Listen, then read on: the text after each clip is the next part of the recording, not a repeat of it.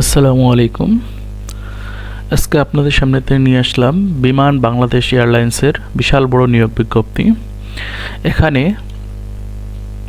অনেক লোক জনসংখ্যা নিয়োগ দেওয়া হবে, অনেকগুলো পদ আছে। প্রথম নাম্বার পদ হচ্ছে জুনিয়র অপারেটর সিএসই ক্যাজুয়াল। বেতন বিভাগ হচ্ছে ৩। প্রথম প্রশাসন, পদ সংখ্যা হচ্ছে ৮১টি। বয়স হচ্ছে ৪/২/২০২৫ তারিখে অনূর্ধ্ব ৩২ বছর। এই তারিখ থেকে যার বয়স ৩২ হবে তারাই শুধু আবেদন করতে পারবেন। কমপক্ষে এইচএসসি অথবা সমমান পরীক্ষায় উত্তীর্ণ হতে হবে। বাংলাদেশ রোড ট্রান্সপোর্ট অথরিটি কর্তৃক পেশাদার লাইসেন্স থাকতে হবে। যানবাহন চালনায় ৩ বছরের অভিজ্ঞতা থাকতে হবে।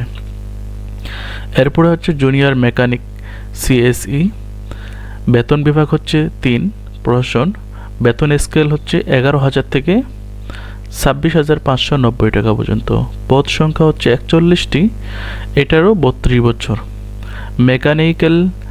মেকাট্রনিক্স এর উপর ৪ বছর মেয়াদি ডিপ্লোমা ডিগ্রি থাকতে হবে।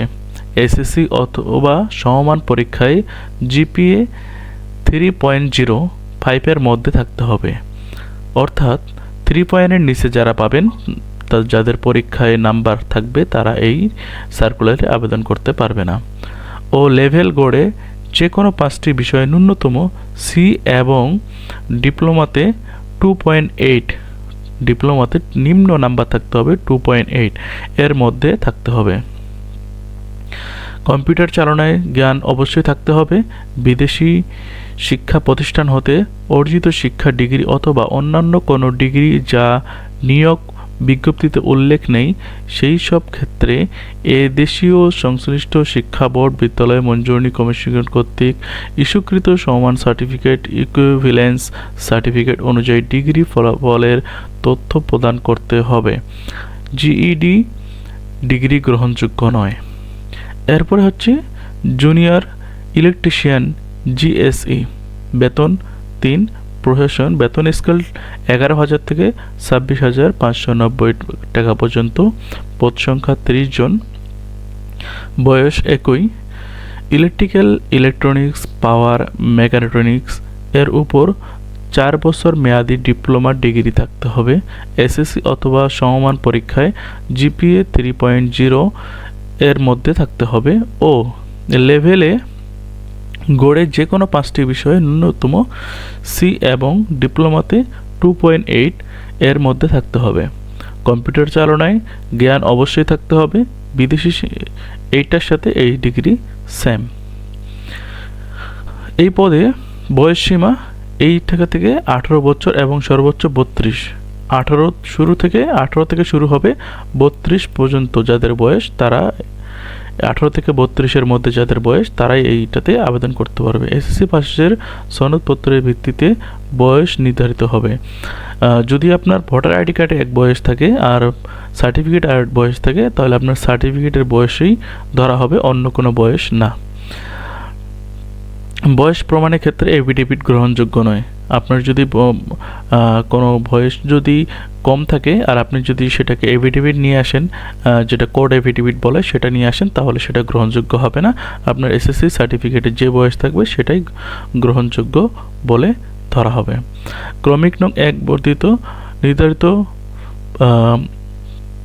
89 দিন ভিত্তিতে শর্ত সাপেক্ষে নবায়নযোগ্য নিয়োগ প্রাপ্ত হবে। তো এই যে যেগুলাতে চুক্তি আছে, মানে কি, এই চাকরির মধ্যে যোগদানে স্থায়ীকরণ, মানে যোগদানের সঙ্গে সঙ্গে স্থায়ীকরণ করা হবে না, কিছুদিন পরেই স্থায়ীকরণ করা হবে। নিয়োগ বিজ্ঞপ্তি এটা। এখন কথা হলো এটাতে আবেদন করবেন কীভাবে। অনলাইনে আবেদন পূরণ করতে নিয়মাবলী।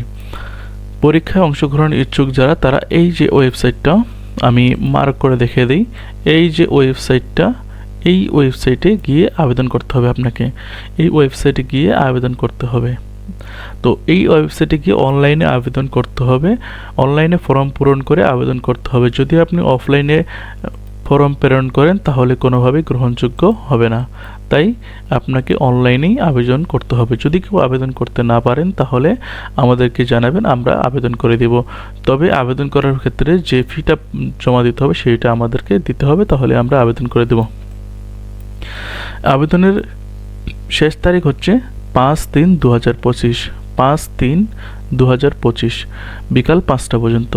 এর আগেই আবেদন করতে হবে। এটি হচ্ছে আবেদনের জন্য যা যা লাগবে, এগুলো সব কিছুই দেওয়া আছে। এই বিজ্ঞপ্তিটি আমার ভিডিও ডেসক্রিপশনে দেওয়া থাকবে, আপনারা সেখান থেকে দেখে এটিকে ডাউনলোড করে নিতে পারবেন এবং আমাদের কাছেও আবেদন করতে পারবেন। এবং যদি কোনো প্রকারের কোনো কিছু প্রশ্ন থাকে আমাদের কমেন্টে জানাতে পারবেন। তো ভালো থাকবেন, আমাদের চ্যানেলকে সাবস্ক্রাইব করবেন, পাশে থাকবেন। আশা করি ভিডিওটি ভালো লাগছে। আসসালামু আলাইকুম ওয়া রাহমাতুল্লাহি ওয়া বারাকাতুহু।